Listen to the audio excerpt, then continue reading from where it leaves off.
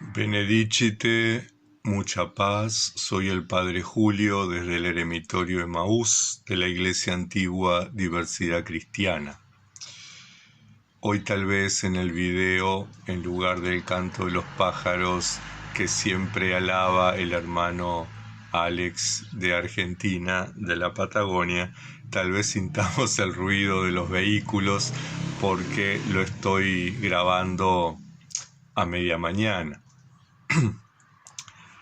Quería retomar el libro El arte de amar, los comentarios a ese libro del igumeno Charitón del monasterio de Balamo y retomar aquello último que habíamos dejado antes del encuentro eremítico, que es la presencia del reino, la presencia del Espíritu en nosotros.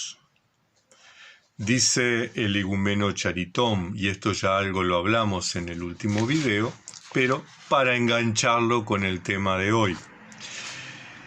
El Espíritu de la gracia vive en los cristianos desde el momento que han sido bautizados y recibido el crisma, y la participación en los sacramentos del arrepentimiento y la comunión. De alguna manera, los dos sacramentos refuerzan, fortalecen, consolidan esa presencia del Espíritu que recibimos el día de nuestro bautismo, el día de nuestra crismación. Continúa diciendo, aquellos que han recibido el Espíritu, es útil que recuerden estas palabras, no extingáis el Espíritu.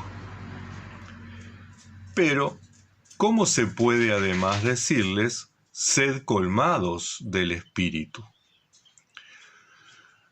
La gracia del Espíritu Santo es, en verdad, comunicada a todos los cristianos, pues tal es el poder de la fe. Y aquí me detengo. Dice Pablo, el apóstol, no extingáis el Espíritu.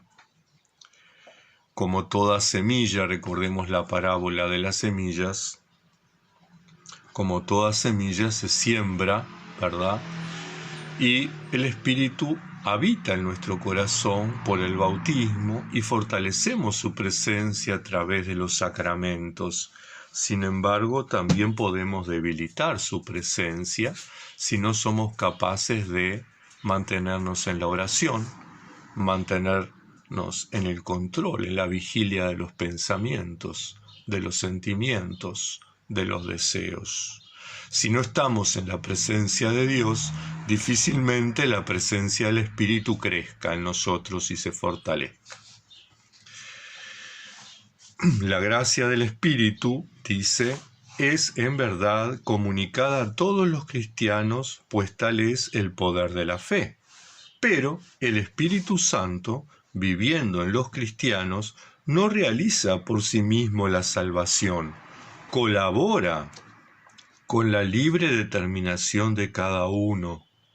Es en ese sentido que el cristiano puede ofender o extinguir al Espíritu o contribuir, por el contrario, a la manifestación perceptible de la acción en él. Y es que el libre albedrío del que hablaba San Agustín depende de nosotros, no depende de Dios. Dios nos creó libres, nos creó para la libertad. Somos nosotros quienes podemos elegir vivir la vida de Dios o vivir la vida del mundo en ese sentido negativo, ¿verdad? De oscuridad, de tinieblas, de individualismo, de consumismo, de pecado. Elegir la vida de Dios no siempre es fácil. Elegir la vida de Dios muchas veces es un desafío. Y tenemos que hacer uso del discernimiento. ¿Esto viene de Dios o viene del mundo? A veces es un hilo tan finito, que se nos confunde. Por eso es importante mantenernos en la oración y mantenernos en la presencia de Dios. Así es más fácil poder discernir. Tengamos en cuenta entonces que el Espíritu Santo por sí solo no opera la salvación, la liberación integral del ser humano, nuestra presencia en Dios, sino que es un acto de cooperación, es una sociedad entre el ser humano y Dios. Cuando esto sucede, cuando nos asociamos al Espíritu en este trabajo de salvarnos, de liberarnos, de dignificarnos, de cristificarnos, o como dicen los padres esicastas, de deificarnos, el cristiano se siente en un estado extraordinario que se expresa por una alegría profunda, apacible y dulce. ¿Cuántas veces nos pasa que luego de tomar determinadas decisiones, luego de estar en oración, en contemplación, sentimos esa paz que nos inunda y que nos trasciende y que no encontramos el origen? Pues el origen es Dios, el origen es la presencia del Espíritu en nosotros. Continúa Charitón, elevándose a veces hasta el alborozo del espíritu, es decir, la exultación espiritual, ese gozo que sentimos, ¿verdad? Esa alegría de saber que somos hijos de Dios, que estamos en su presencia, de que a pesar de todas nuestras miserias, a pesar de todas nuestras limitaciones, Dios nos ama entrañablemente y está con nosotros. El mandato apostólico, ser colmados del Espíritu, nos exhorta, dice Charitón, simplemente a conducirnos de manera de cooperar con el Espíritu o bien de permitirle obrar libremente en nosotros, de manifestarse en nosotros por medio de un toque perceptible. Necesariamente la cooperación humana es un requisito fundamental. Sin embargo, muchas veces, y lo digo desde la propia experiencia, estamos tan limitados, tan atados al mundo, tan atados a las miserias, a los vicios, que vemos por dónde va el camino, pero ni siquiera tenemos la fuerza de ponernos en camino, ni siquiera la fuerza de incorporarnos. Ya estamos totalmente casi abandonados a la realidad que nos envuelve. Sin embargo, tenemos una chispita ahí que nos dice, es por acá. Bueno, pongámonos en las manos del Espíritu. Pidamos, Señor, hazlo tú porque yo no puedo. Señor, no tengo la capacidad. Yo sé lo que tú quieres, pero yo no puedo hacerlo. Yo sé lo que tú me pides, pero soy tan pecador que no tengo la libertad para poder hacerlo. Pero lo deseo intensamente, por favor, hazlo. Es decir, que a veces no podemos cooperar activamente, pero nuestra intención habilita a que Dios actúe por medio de la gracia. En sus escritos, los hombres de Dios, dice Charitón, que fueron favorecidos por esta gracia y que estaban permanentemente bajo la influencia del Espíritu, insisten sobre todo en dos cosas que afirman son particularmente necesarias para el que quiere alcanzar esa altura. Es necesario purificar el corazón y es necesaria la oración. Sin estos dos requisitos, jamás el Espíritu podrá permanecer en nosotros, jamás podrá crecer en nosotros el reino de Dios, jamás podremos estar en la presencia del amado.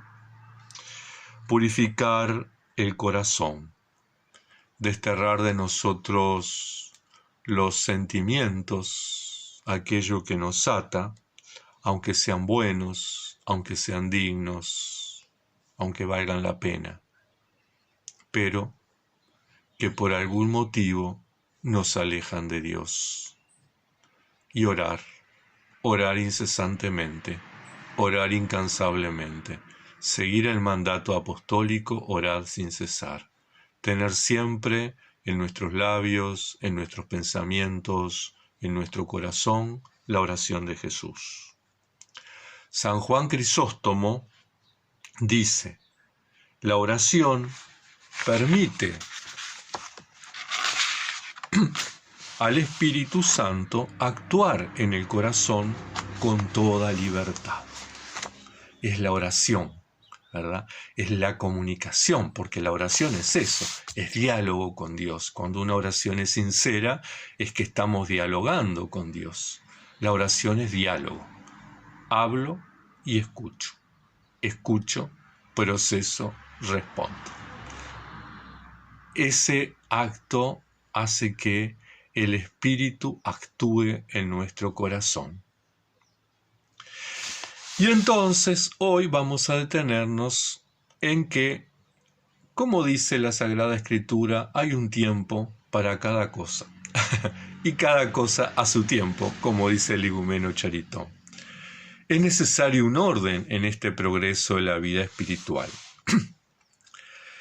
El Señor, dice Charitón, una vez que ha entrado en comunicación con el espíritu del hombre, no lo lleva completamente de forma inmediata, ni lo habita enteramente. No somos llenados enteramente de la presencia de Dios en el bautismo, sino que es todo un proceso.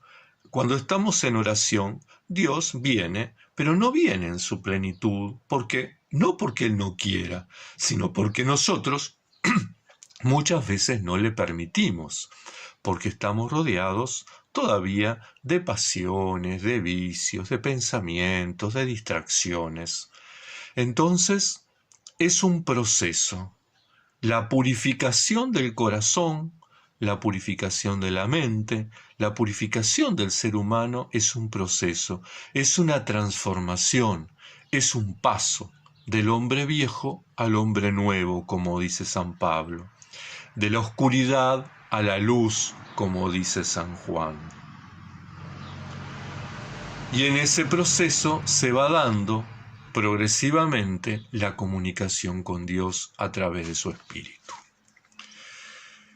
Mientras cada uno pone todo su celo en combatir, dice Charitón, combatir a sus pasiones, es necesario mantener el ojo del intelecto dirigido hacia Dios. Ese es un principio fundamental que debemos recordar sin cesar, si queremos llevar una vida agradable a Dios. Nos servirá para discernir la rectitud o la perversión de las reglas y obras ascéticas que pensamos emprender. Entonces tenemos que tener en cuenta el combate espiritual, poder purificar nuestra mente, poder purificar nuestro corazón, hacer que nuestro espíritu sea agradable a Dios. Una lucha constante, incansable, entrañable contra los pensamientos, los recuerdos, los sentimientos y los deseos. Es necesario discernir, y el discernimiento muchas veces implica ver entre sombras, como el amanecer o en el atardecer, la luz en el horizonte, pero muchas sombras en la proximidad. Y en ese entre luces y sombras tenemos que ver cuál es la voluntad de Dios, qué es lo que Dios nos está pidiendo. Tenemos que identificar la presencia del Espíritu, tenemos que aferrarnos con la purificación y la oración a ese Espíritu. Debemos tener viva conciencia de que esta necesidad de estar incesantemente orientados a Dios, como el girasol. Aquí tengo la negrita que vino a visitarme. Ella es una de mis amigas enanas, peludas, que a veces ladra mucho en los videos. Bueno, bájate. Entonces, tenemos que orientarnos hacia Dios, como el girasol se orienta al sol. tenemos que estar atentos, como el radar, buscando dónde está la presencia, ¿verdad? Cuidado,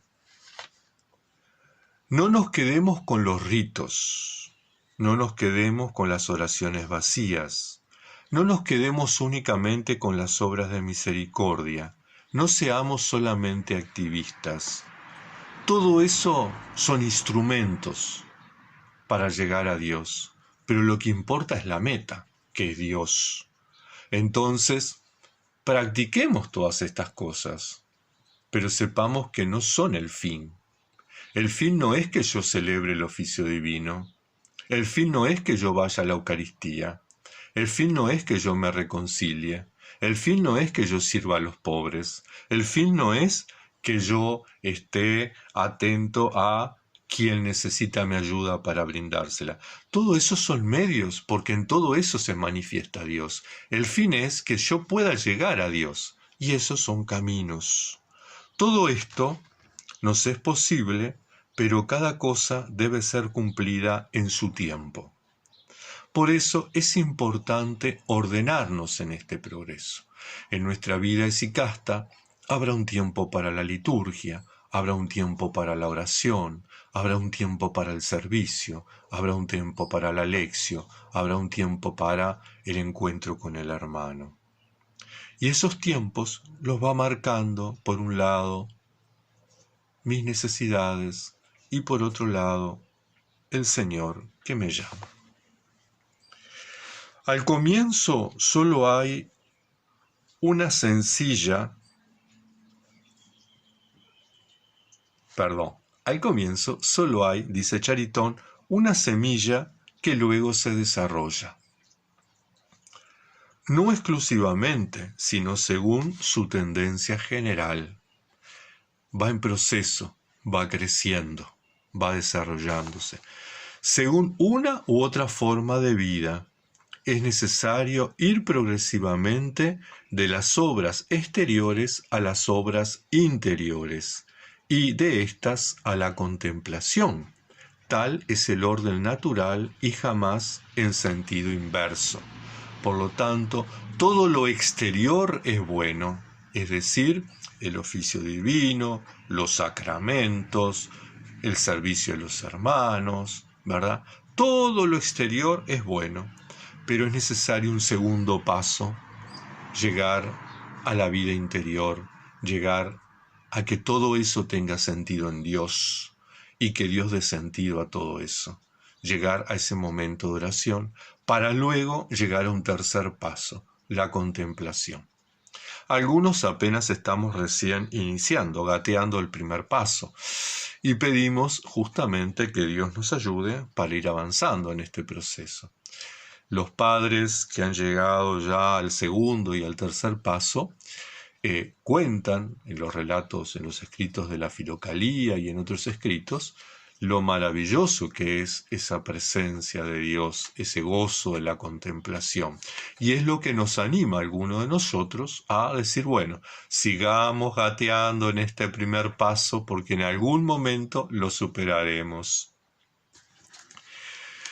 Y quiero terminar con la parábola de la levadura, en Mateo 13:33, que la cita el igumeno Charitón, y que dice: recordad la parábola de la levadura oculta en 3 medidas de harina. La presencia de la levadura en la pasta no es visible inmediatamente, permanece oculta durante cierto tiempo. Más tarde, su acción se hace visible, finalmente penetra toda la masa. De la misma manera, el reino interior comienza por ser secreto, la semillita pequeñita, como la de la levadura, y se revela, como hemos dicho más arriba, por la aspiración espontánea de retirarnos en nosotros mismos y permanecer en la presencia de Dios. En la medida que somos capaces de, entre comillas, fugarnos del mundo, la fuga mundi, el romper con todo lo que nos ata, ese reino va creciendo y se va de alguna manera mezclando en nuestra vida, se va encarnando, se va haciendo parte de nosotros, hasta que llega un momento que por pura gracia, el reino y nosotros somos uno, como la levadura en la masa. No sabemos cómo, pero la masa crece. No sabemos cómo, pero el reino aflora en nosotros. El reino se manifiesta, y se manifiesta para el servicio de la Iglesia. No es para nuestro ego personal, no es para nuestra satisfacción personal. El reino de Dios que cada uno lleva adentro y que la gracia de Dios hace que crezca, se manifiesta justamente para servir a la Iglesia, para servir a las hermanas y a los hermanos, con nuestras palabras, con nuestros ejemplos, con nuestros testimonios, con nuestras acciones, con nuestras escuchas, con nuestros consejos, con nuestra presencia. Aquellos derechos de los apóstoles, aquello que decían los judíos de los primeros cristianos, miren cómo se aman. Miren cómo se aman. El testimonio, el reino que aflora. Hermanas, hermanos, me pongo bajo sus oraciones, les pido que intercedan por mí ante nuestro Señor, cuenten con mi oración por ustedes, que la Santa Madre de Dios nos acompañe y nos proteja hasta un próximo encuentro. Bendiciones.